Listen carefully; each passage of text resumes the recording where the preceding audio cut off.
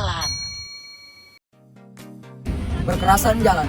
Perkerasan jalan adalah bagian jalan yang diperkeras dengan lapisan konstruksi tertentu yang mempunyai kekuatan, kekakuan, serta kestabilan agar mampu menyalurkan beban lalu lintas ke atas secara aman. Untuk itu, dalam perencanaan perlulah dipertimbangkan seluruh faktor-faktor yang dapat mempengaruhi fungsi pelayanan konstruksi jalan, seperti yang pertama, umur rencana, dan yang kedua yaitu lalu lintas yang menjadi beban dari perkerasan jalan, dan yang ketiga sifat dan banyaknya material yang berada di lokasi yang akan diperkurangkan sebagai perkerasan jalan, dan yang terakhir yaitu yang keempat yaitu geometrik perkerasan jalan. Umur rencana adalah jangka waktu dalam tahun sampai perkerasan harus diperbaiki atau ditingkatkan. Perbaikan itu sendiri terdiri dari pelapisan ulang, penambahan atau peningkatan pada perkerasan jalan. Adapun beberapa tipikal umur rencana pada perkerasan jalan. Yang pertama, lapisan perkerasan aspal baru dengan jangka waktu kelayakan 20-25 tahun. Yang kedua, lapisan perkerasan kaku baru dengan jangka waktu kelayakan 20-40 tahun. Yang ketiga, lapisan tambahan aspal dengan jangka waktu kelayakan 10-15 tahun. Dan lapisan tambahan batu pasir dengan jangka waktu kelayakan 10-20 tahun. Nah, untuk menentukan umur rencana itu sendiri, kita dapat menyesuaikan dengan jenis perkerasan yang direncanakan berdasarkan tabel berikut ini.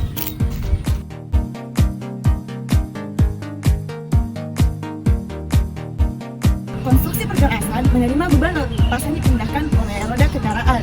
Jumlah beban yang dipindahkan tergantung pada berat total kendaraan, konfigurasi ganda, bidang kotak antara roda dan jalan, kecepatan kendaraan, dan lain-lain.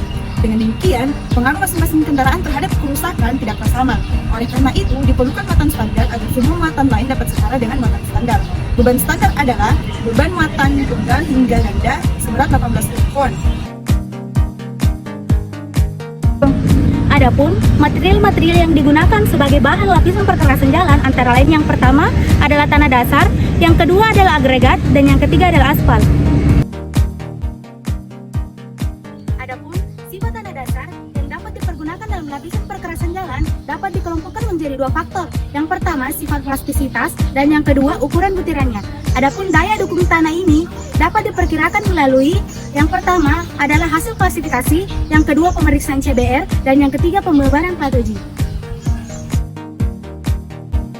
Beberapa sifat karakteristik agregat yang diperlukan dalam perencanaan perkerasan jalan, yaitu yang pertama, satu, kekuatan dan keawetan. Kekuatan dan keawetan ini dipengaruhi oleh gradasi, ukuran, kadar lempung, bentuk butir agregat, dan tekstur permukaan agregat. Yang kedua yaitu daya serap terhadap aspal yang baik yang dipengaruhi oleh porositas.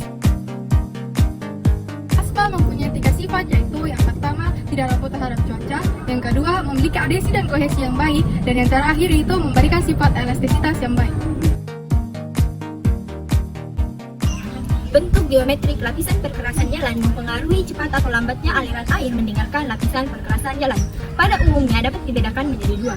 Yang pertama itu konstruksi berbentuk kotak.